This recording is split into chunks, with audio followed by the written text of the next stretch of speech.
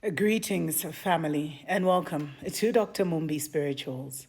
My name is Dr. Mumbi Saraki. So I just got a message from one of you guys talking about how you had a cleaning lady who was performing the dark arts or a practitioner of juju who was living in your house, and you recently fired her. And since then, I don't know, you've been itching whenever you sleep on her bed. Not sure why you're sleeping on her bed though. And that, you wanted to know how to destroy the evil altar. Someone else had also sent me a message about a cleaning lady they hired for years who by your parents, I think, and you used to give them, they used to give them your clothes and stuff like that. And ever since your parents let her go, you've been experiencing extreme misfortune, or let's say poverty of material things and stuff like that. You must make a habit, family, of clearing out your homes, your offices, the places where you spend a lot of time, of clearing out all evil spirits, all demonic elements, and all negative attachments, disembodied spirits that may be existing there. I feel like I did a video on this a couple of weeks ago, but hey, repetition is the master to remembering, I guess. The most powerful instruments to do this are frankincense and myrrh. That's why they were used in the Bible as gifts to the so called Jesus. And they are readily available here. In fact, if you're in Kenya, there's like a supermarket called Naivas where you can go and you can find the ubani, which is frankincense and myrrh. It's all natural, it's all natural tree resin and stuff like that. Those are the most powerful. And what you need to do is you need to take some charcoal and pour this resin or ubani or frankincense and myrrh into the charcoal.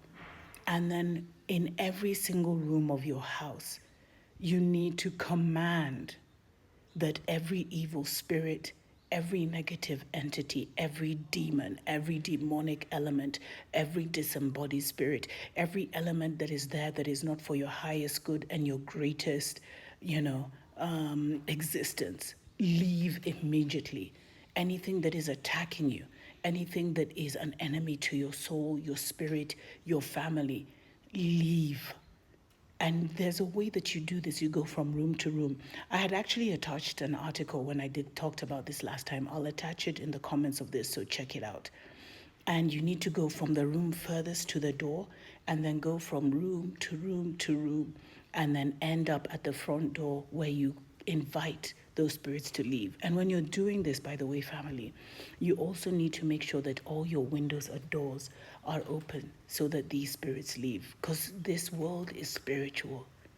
The physical we're seeing, that's just half the world, but everything, every battle over your life, every misfortune that you're experiencing, every good or bad thing is formulating first in the spirit. And so if you do not have control of your spiritual realm, in the environments that you're in your mind, in your heart, then you'll always find yourself disadvantaged.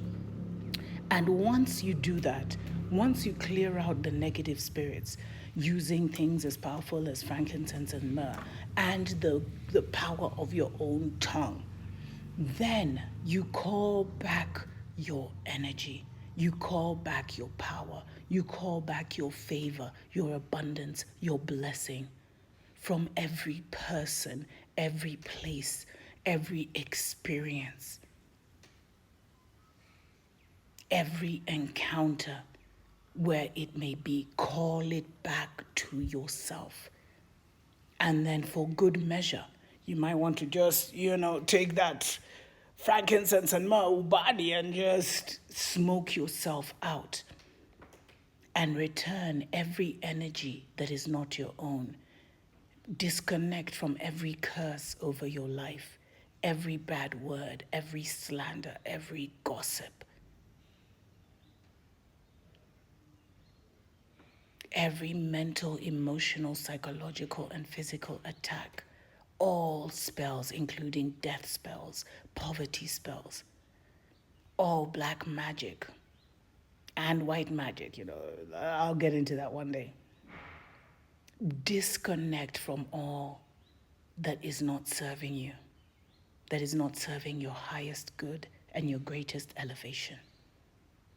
And for some of us, we always return those things back to the sender 1,000-fold. And we've been hearing of certain misfortunes befalling our enemies for the things they sent our way. And then once you've done that, family, raise your vibration. And the way you raise your vibration, raise what you're thinking about, raise what you're feeling, raise your discussions. Make sure you're always having the highest level thoughts. Make sure things like envy and hate and gossip and slander and discussing others are not part of your life. Because if those people try and send those things back to you, you will no longer be a matching vibration to receive them because you're of a higher mind and a higher heart. I hope that helped.